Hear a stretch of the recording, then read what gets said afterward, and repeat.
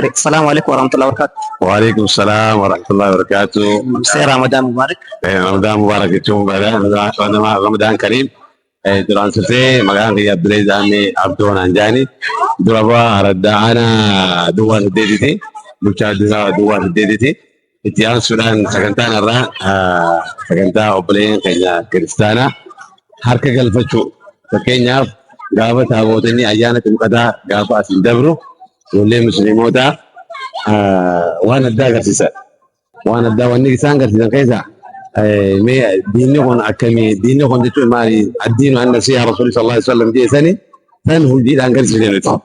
Maal goonee isaanii karaa deemu bishaan itti qanuudhaan timira itti qanuudhaan alawaa itti qanuudhaan zabiiba waan adda addaa waan kannaa namni tokko nama itti simatu yookaan immoo tola ooltummaa itti agarsiisu agarsiiste. San isaan sammuu keessa kaayatanii onni isaanii keessa kaayatanii akkamiin uummata islaamaa kana galata galfachuu qabnaa jaanitti guyyaa har'aa kana sagantaa aftiraan nu qopheessaniiti nutis harka galfannaa jechuudhaani sagantaa bareedduu kana ijoolleen obboleen keenya kiristaanaa asitti akkasii waltajjii bareedduu kana qopheessanii durabaa kantiib magaalaa tanaa kantiibaa obbo Kadir Juhaaris waliin afeeruudhaan abbaa gadaa namootaan hunda qaamni ilaalan hunda afeeranii waltajjii bareedduu tanaatis simannee akkana gaggeeffannee jirraa jechuudha.